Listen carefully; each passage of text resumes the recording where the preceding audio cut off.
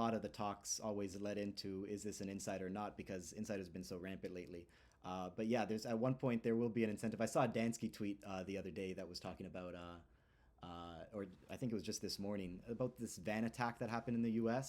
and the Polymarket instantly made a market like, was this person, I don't know, trans or something about the van attack. Let's Uh, see. Um, oh, I guess they don't. Okay, but I think they had one. Anyways, and he was like, well, now it's creating an incentive for this to happen. Anyways, yes. So talking about this Domer tweet. Okay, it's basically what you said 2 months ago, but reworded. Is that the TLDR? kind of. I mean, like I know that Domer, we had like a little bit. It wasn't really an argument, but like he basically said like I overreacted over my own thing. And I guess to a degree you can say yes, but also I was right on almost everything in my opinion. Like the actual critique that I made, and it's funny to see that he's making like almost point for point. I'm not saying he's ripping me off. I think it's just like it mirrors my own feelings and my own experience. That we're making the exact same critique. And yeah, it was kind of funny to see, but again, like nothing ever happens in that regard, so I don't think anything will improve. Yeah, I mean, yeah, it's about Maduro. He mentions A News a couple times and the scam squad.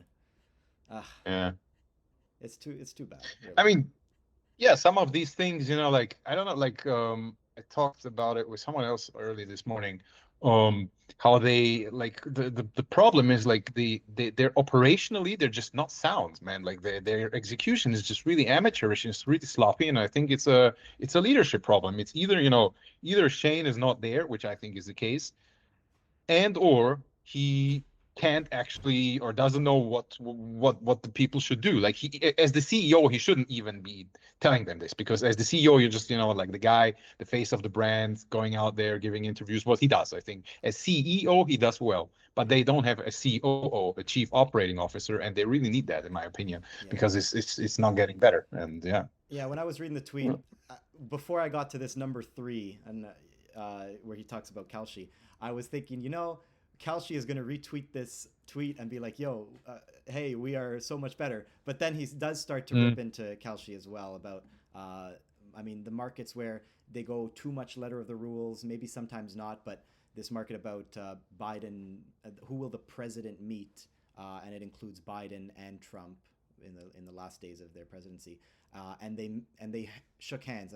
You can see it on C-SPAN. There, Trudeau and Biden shook hands, but because the resolution source for Kalshi is so strict, it has to be New York Times or what is it, New York Times or CNN, something like that. Because it wasn't any of mm, those two, it resolved no. So it's like very obviously, if you're looking for the truth, prediction markets are supposed to be truth-seeking engines, right? We're pricing RFQs and combinations in the search of yeah. truth. It doesn't happen sometimes. And then there's still that argument about what is the truth? Are you incentivizing people to change reality or not? That's just a whole other conversation. And then actually talking about that, there was this. I don't know if you saw yesterday this token sale, this Trove Markets. I think another prediction market. No. They did a coin, an ICO, and we had a market. Polymarket had a market on it about how many total commitments there would be, how many millions of commitments, and 5 minutes before, or yeah, 5 minutes before the end of the sale, the team on the back end changed the expiration date for another like 5 days or something. They changed it to extend the date without telling anyone. So the ICO closes on the website. It shows 000. Everyone bonds the market. And then 15 minutes later, they post on Twitter saying, hey, actually, we're going to extend the token sale by 5 days. And market completely crashes. So people bond at 99.9 Mm, because the token sale closed. And there were huge buy orders of 100 to 300K shares, apparently, at zero point 0.1 cents that people got filled on. And they could have made money. mm, Uh, right? So they're just changing reality. And Trove, I mean, bearish on the project if they're scamming a yeah. a polymarket market, but it's too bad. They ended up reversing the decision and it resolved no. But I still don't know, and I had some arguments about what would polymarket have done.